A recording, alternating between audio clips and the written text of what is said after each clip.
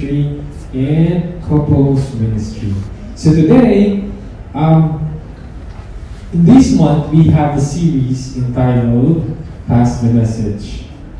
And Pass the Message, today's Friday, it's actually the last week topic of this series. Who of you here have attended since the start of this series?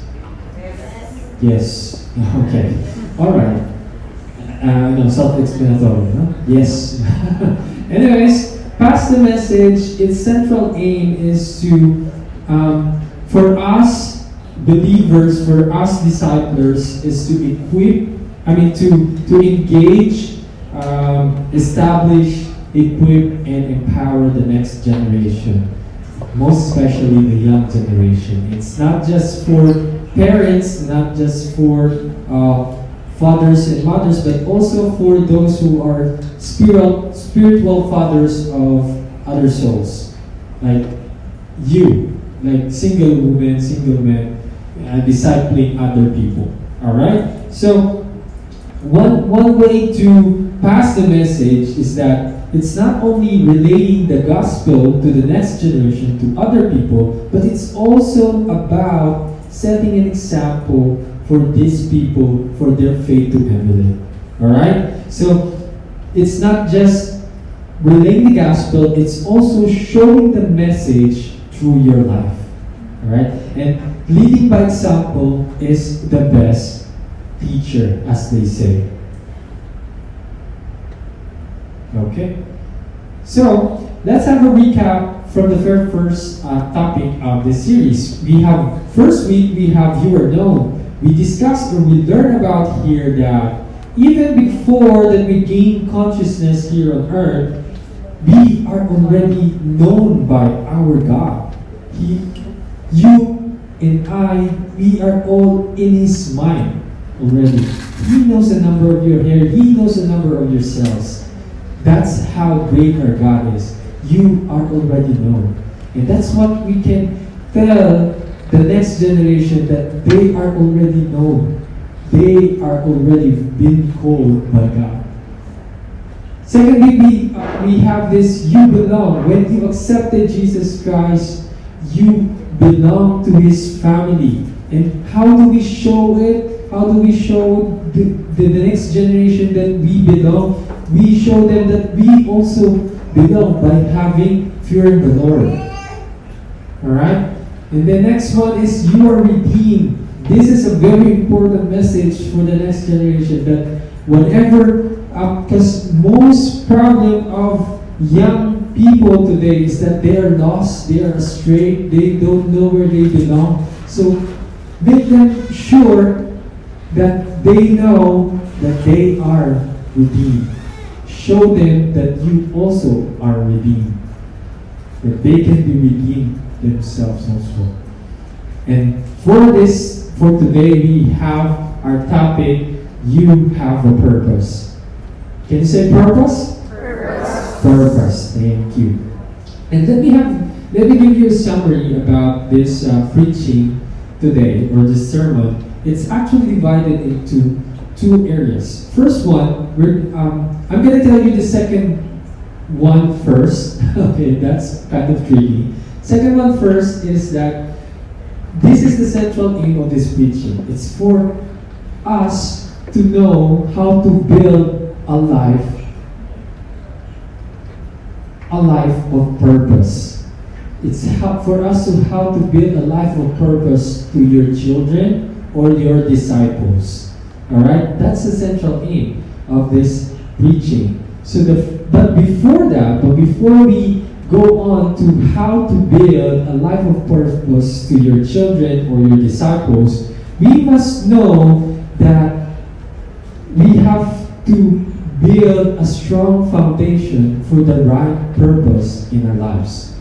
So, I'd like to repeat it. First is that we have to find and build a strong foundation of our right purpose in our life, and then it will come after that we can also build that life of purpose to our children and disciples. Alright? That's two areas of this this preaching. So, without further ado, I'd like to invite everybody to read with me the central verses for today. It's in Psalms 127 verses 1 to 5. Alright, let's read. Unless the Lord builds the house, those who build it labor in vain. Unless the Lord watches over the city, the watchman stays awake in vain. It is in vain that you rise up early and go late to rest, the bread of anxious toil, for he gives to his beloved sleep. Behold, children are a heritage from the Lord, the fruit of the womb a reward. Like arrows in the hand of a warrior are the children of one's youth. And blessed is the man who fills his quiver with them. He shall not be put to shame when he speaks with his enemies in the gate. Let's pray. Lord, Abba Father, Waymaker, miracle worker, promise keeper, Jesus Christ, Holy Spirit, we thank you for the privilege of knowing your word, knowing your plans, and making a revelation of purpose in our lives, God. Lord, it's our prayer, it's our utmost prayers today that we grasp understanding, Lord God, not just intellectually, but wholeheartedly, Lord, the message that you want us to pass for the next generation. We may be bless us, Lord God, that we be able to live a life of purpose so that we can be able to pass it on to our next generation, Lord God. God, anoint your people today. Open the eyes of their hearts, Lord God. Let them know who you are, Lord God, today. Make your presence be felt and thick in this place, Lord God. Lord, we also want to pray that you break down all the works of the enemy that hinders us from knowing your message for today, that hinders us from living a life of purpose, Lord God. And anoint me, Lord God, because I can do only to speak with him, but without your moving, your words cannot penetrate in their hearts, Lord God. So I pray that you anoint me as your mouthpiece today, as your messenger, Lord God. In Jesus' name we pray. Amen. Now be seated. Thank you so much for reading with me. Psalms 127. Actually, to give you a little bit of context of your background for Psalms 127, it's actually a Psalms of Ascent. Psalms of Ascent means that it's the song that the what do you call this, psalmist or the workers for the temple sing as they go climb up to the temple of Jerusalem. So this is what they're singing. No? It's hard.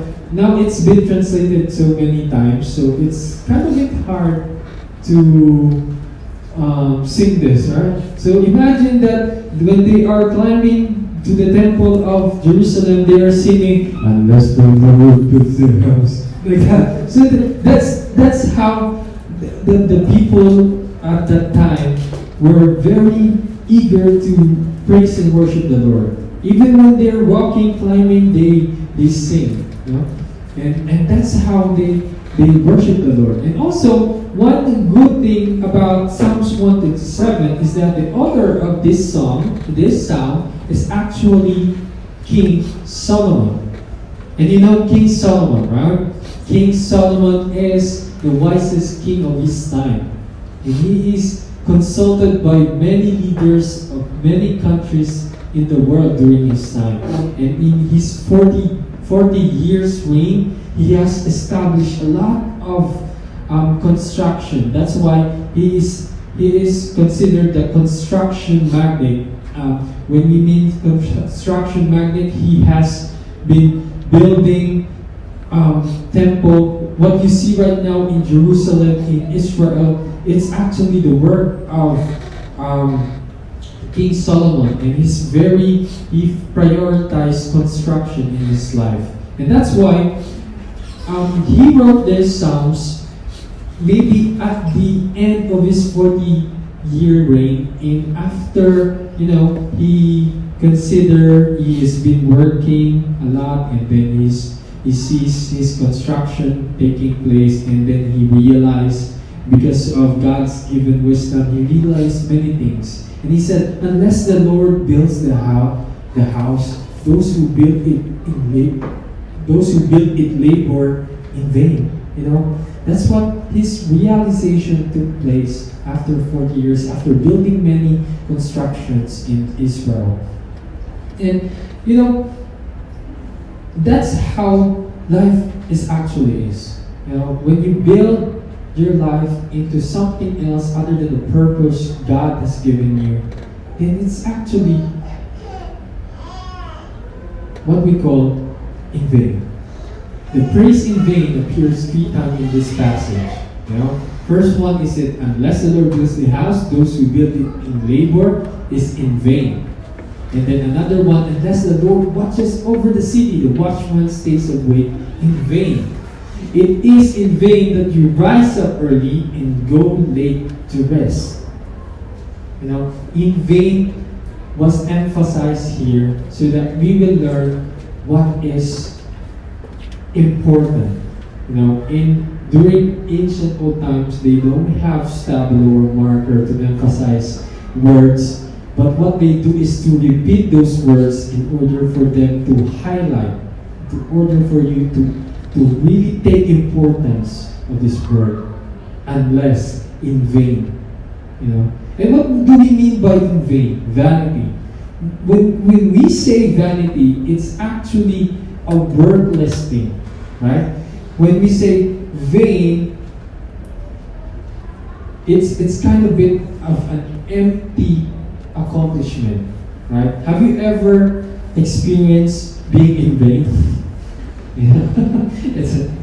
It's so hard, no? It's so hard to tell because it's kind of a bit embarrassing, But I recently have experienced being in vain, and I experienced seeing people go through in vain because they work so hard.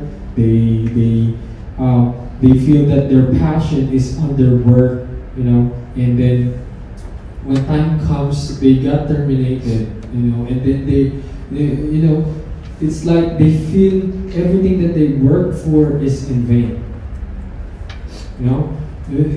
I've seen so many back in the Philippines. They've been working to this company. Really, they took overtimes. And then overtime with no pay, just a thank you, OTY, like that. And then after like 30 years, they've been working, and then the company got bankrupt, and then they lost their job. But they put their lives into their work, and then it's one single economy status of that company, his work is gone, and his life is gone, and that's what you call in vain. Amen? As the start of, the first area that I want to discuss is about a strong foundation for the right purpose in your life.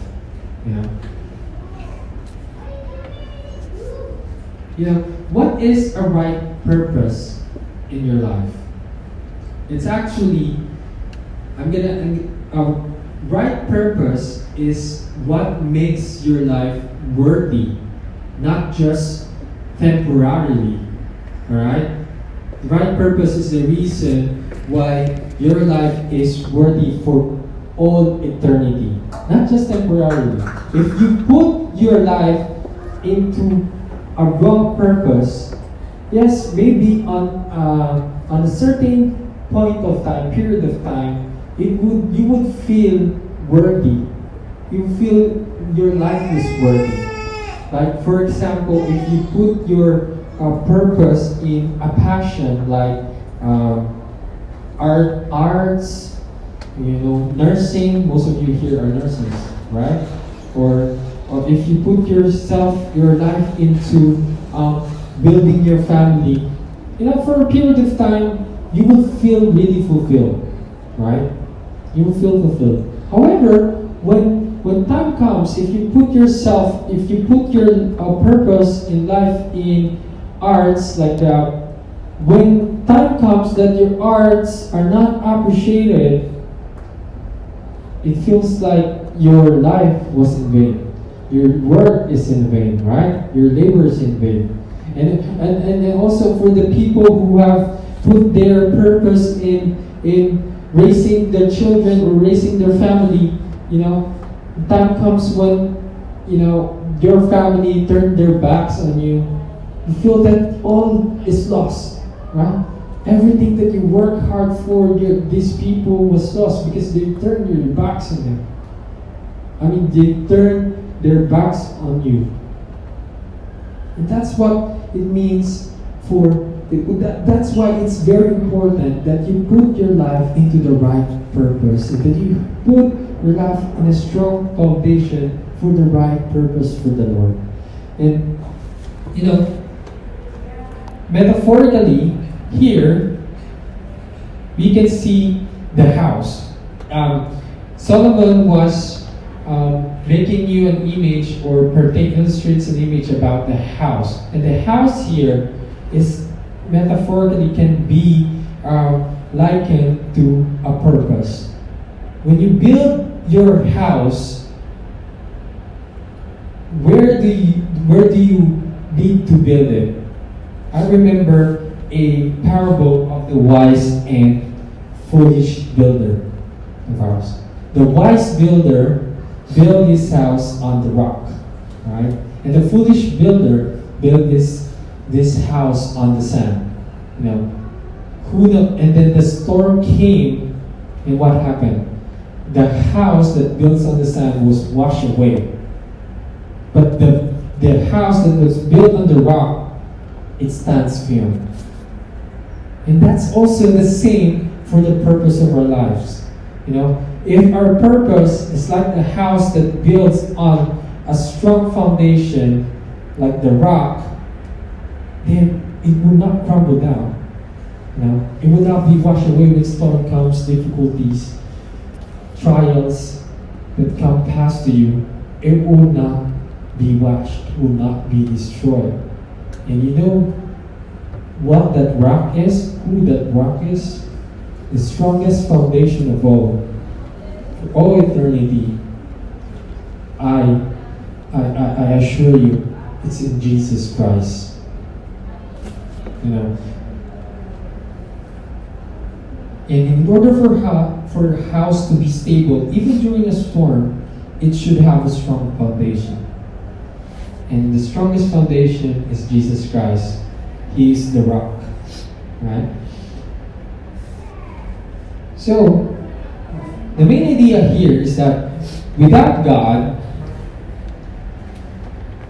it is futile or even impossible to build strong families, not to mention raising strong children. We talk about when you are building something, because Psalms 127, for a side note, Psalms 127 talks about building a home, raising a family. It's a building, that's why it's subdivided into two. Verses 1 to 2, it's about building a home, guarding a home, raising a home.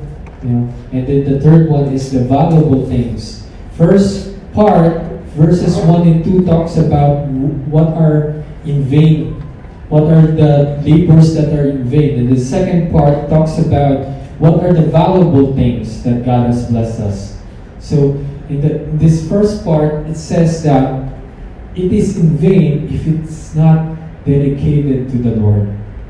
If your purpose for raising or for building a house, it's not through God, it's not based from God, then it is futile, or meaning to say infertile, or even impossible to build strong families. Without God, it's not worth it. When you leave the Lord out of your life, all you do is what? In vain. Amen? Are you awake? Yes. Now, why do we say that it's in vain? Because other purpose aside from the Lord's is actually limited, right? It's also imperfect and it's also inconsistent. When we say limited, it just from there to there. It's just very good in a certain point of time. What comes after? If you put your purpose in life into this purpose that the world offers, it's just good until this time. Amen? And then also, it's imperfect. Everything that the world offers is always, it's kind of bit pleasing, it's kind of bit good at first, but until the end, it will diminish its worth. And also inconsistent. Inconsistent that it's not stable. Like, hey, job security, if you put your life, if you put your purpose on jobs, job security is unstable. Anytime soon you're gonna be fired when the company is not good, right?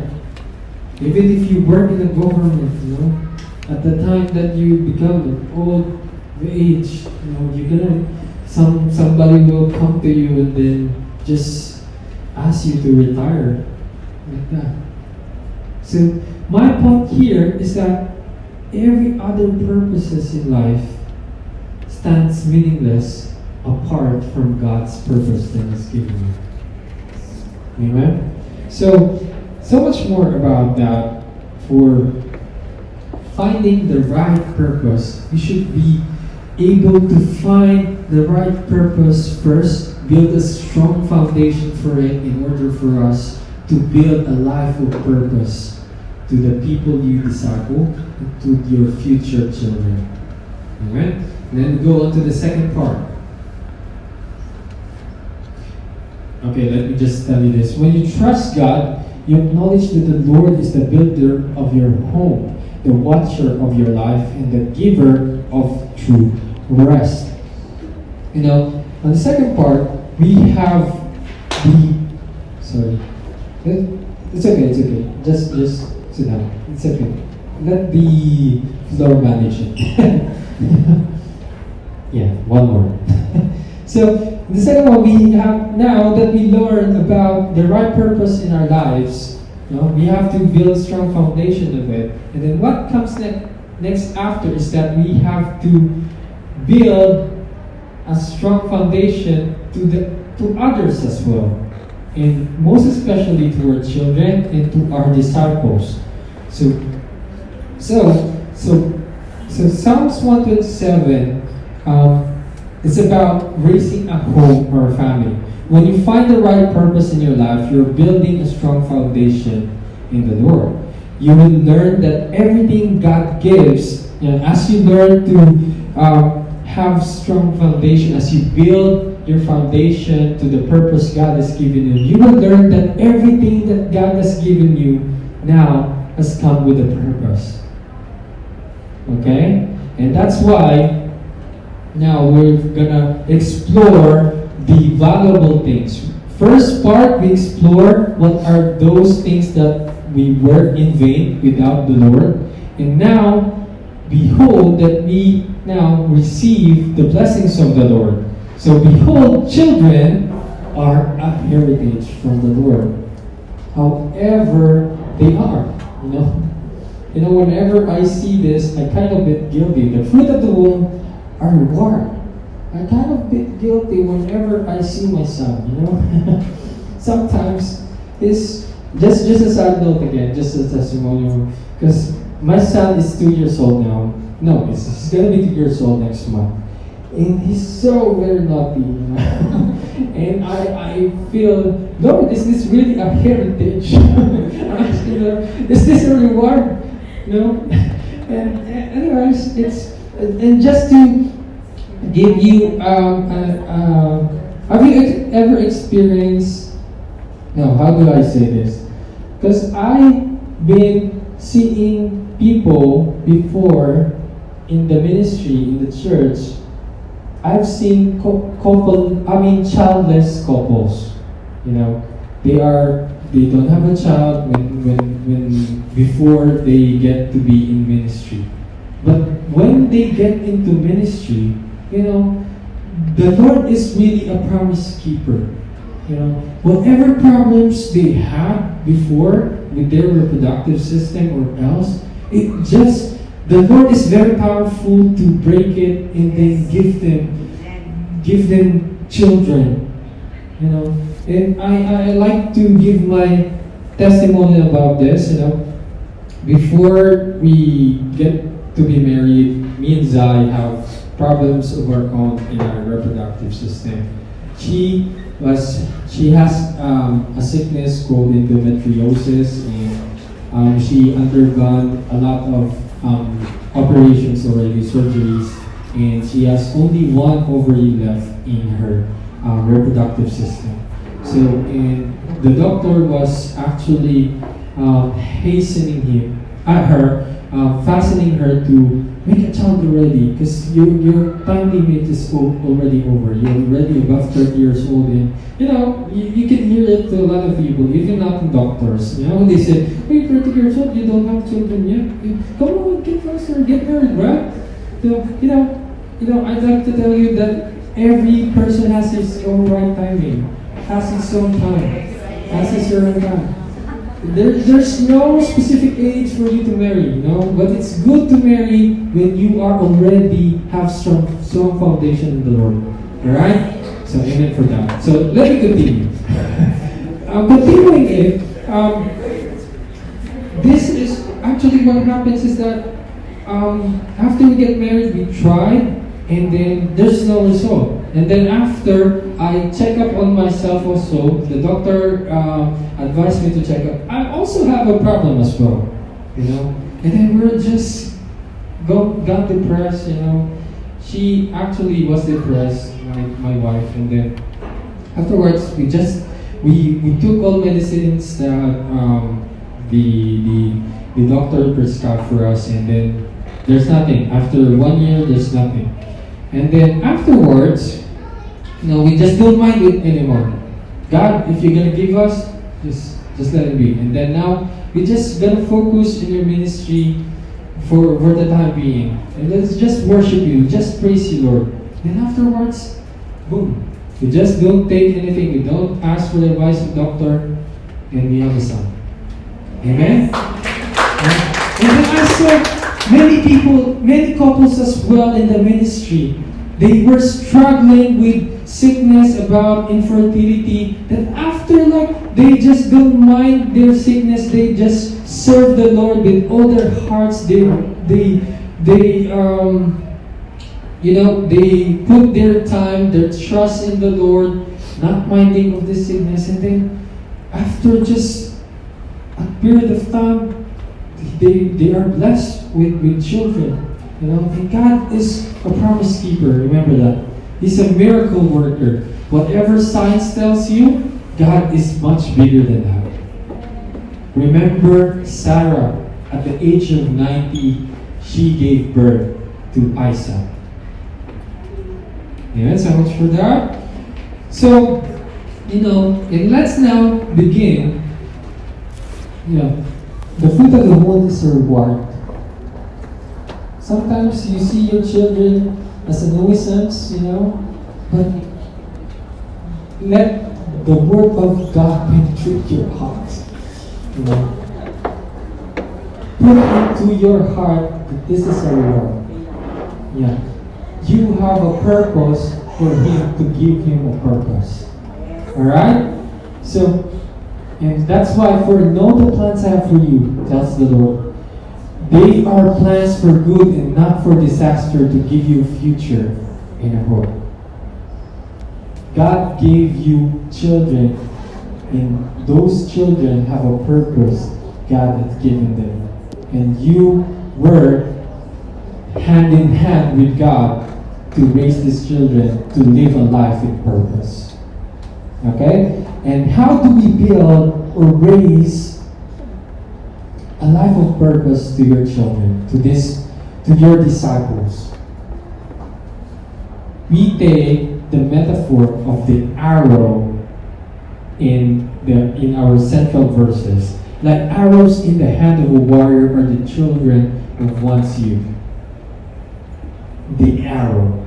Here, I'd like to give you a disclaimer that this arrow is just a guideline for you. It's up to you how to raise your children, how to raise your disciples. But these are the guidelines that you need to understand and you need to learn in order for you to really build a strong foundation for your children or your disciples. All right? Let me just go on to the parts of the arrow because there are a lot of wisdom on this Bible verse. First one, we have the arrowhead.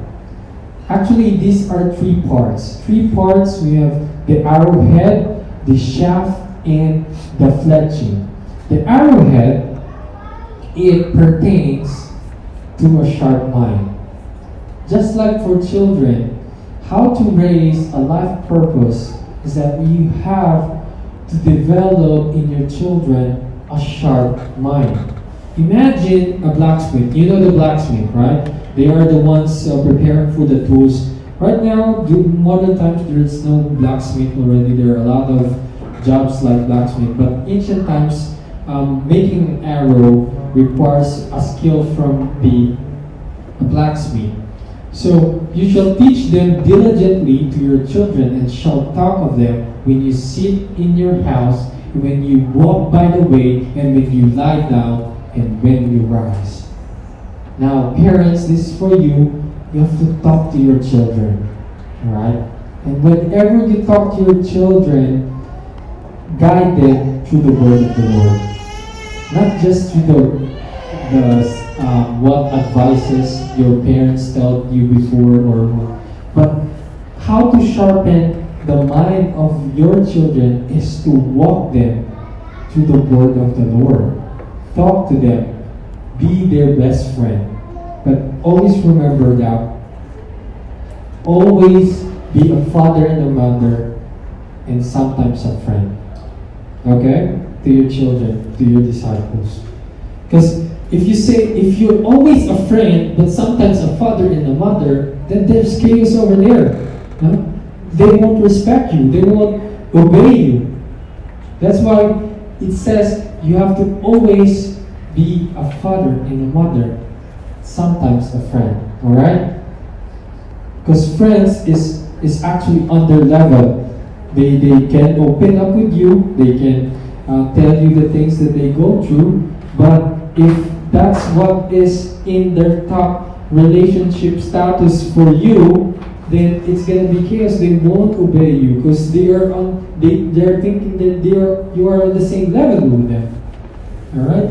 So you shall bind them as a sign on your hand, and they shall be as frontlets between your eyes. You shall write them on the doorpost of your house and on your gates. So, like for instance, what does it mean about here in Deuteronomy 6:7-9? Is that you make their lives be like a blacksmith sharpens the arrowhead of an arrow. He has to get a certain special metal in order for them to sharpen the arrowhead, right? And there's a lot of friction that's happening, and there will be glitches and over. Can you imagine it when they are sharpening the arrowhead of an arrow? You know, in order for that to sharpen, yes, it's the same kind of situations that's gonna happen to your life. It's gonna be hard to sharpen the mind of your children. But take note that the reward is actually good. It's rather that you have a lot of headaches earlier in your children than to have heartaches in the future when they grow up. Alright? So that's the same way with the blacksmith. He has to sacrifice his hands, It's very hard to hold steadily the head to sharpen the arrow. And it's the same way as for raising children. It's hard, but it's worth it at the end. Alright. And next one, the shaft. In the shaft, it's the body, right? It's actually the quality of here is a straight heart. When we say straight heart, having a good character. In how do you raise the children with a good character? Train up a child in the way he should go. Even when he is old, he will not depart from it. The praise, the way he should go can be applied to the character of the child. So having a straight heart, meaning to say that his path is always straight. It's always going to the Lord. Alright? So meaning to say, give you a metaphor, like let's take for example again the blacksmith building or creating an arrowhead. In order to create a shaft that is straight, he needs to have a knife. Alright? A knife that is so specialized, and he has to have skills in order for him to straighten up the shaft. Because if it's not straight, if it's crooked, then when it's shot, it goes in the other way, right? So it should be straight so that it would go straight to the target when it's shot. Alright? So, just as the same way in our lives, in order to raise our children, the knife symbolizes our discipline. Discipline your child. Now, just some advices for discipline. Whenever you discipline your child, you should not punish him. Because when you ever say discipline, the word comes after is punishment, right? Whenever he committed wrong mistakes or wrongdoings, you should punish them, right? In order for them to go straight. Now, let's say you have to rod them. The Bible clearly says, do not withhold the rod. And the rod is the discipline tool for the parents, for the children. Now, some advices that I can give you here is that whenever you punish or whenever you correct the mistake of your children, do not do it with anger. Alright? So, and also do not be angry with mistakes. Mistakes, unintentional mistakes, but be angry with bad attitudes. And also, when you're disciplined for the young children's, the ages like preschool, toddlers, or what, you should have I learned this from Albert. He's single, but he has wisdom of a parent. You have to have a rod when punishing your children, or you have to have a rod, not your hands. Because if you spank your children whenever he committed wrong attitude, bad attitude with your hands, then your hands, he will remember you whenever your hands do a gesture. He will remember it always. So just make a rod, a physical rod, like anything. It can be a spatula, it can be a mop, anything. Just up to you. These are guidelines, Just remember it, that don't punish your children with your hands. Because your hands are for caring. It's for them to offer them help. It's not for a tool for punishment. Anyways, so much for that. Folly is bound in the heart of a child, but the rod of discipline drives it far from him. Next one is the flight. It means a stable environment. Now, we work hand in hand with God in raising children and raising disciples. And it's our responsibility for them to have stable environment. And it says here that fathers, do not provoke your children to anger by the way you treat them. Rather, bring them up with discipline and instruction that comes for the Lord and not from the world pattern. Alright? So blessed is the man who fills his spirit with them. He shall not be put to shame when he speaks with his enemies in his gate. What do we mean about Do not provoke your children to anger by the way you treat them. Bring them up with discipline and instruction that comes from the Lord. It means that a stable environment is where right is right, wrong is wrong. And you have to be strict about it. There's no compromise. There's no compensation for that. You have to make your yes, yes, make your no, no, and the right is the right and the wrong is wrong. Alright? In our modern days, the wrong becomes right. Like, for example, the current news in the Philippines where they are introducing the Sogi bill. It destroys the norm of the family, destroys the teachings of the Bible. It says that there will be gender equality and people will be punished if they discriminate the other genders. And what's its implication? They would teach children that it might be you are a boy but you're not a boy, right? It might be a girl but not a girl. And that's becoming wrong, and that's wrong becoming right now. And we have to pray more about it. Just a side note for that. And lastly, I'd like to leave you about Matthew chapter 9 and verse 14. Let the little children come to me and do not hinder them. Children, disciples are meant have a purpose to be released. Later in time, you will release them and they're gonna start their own cycle. God's purpose for all of us, older and younger generation alike, is to be aligned with His own purpose for the praise of His glory. As we end this, the bottom line, the bottom end of this is still through God, where we find our purpose in life. Now, you cannot raise a home, you cannot raise your family, you cannot raise disciples if you have a weak foundation, the purpose in the Lord. So only through God that we can be able to raise strong families, to raise strong marriages, to disciple other people.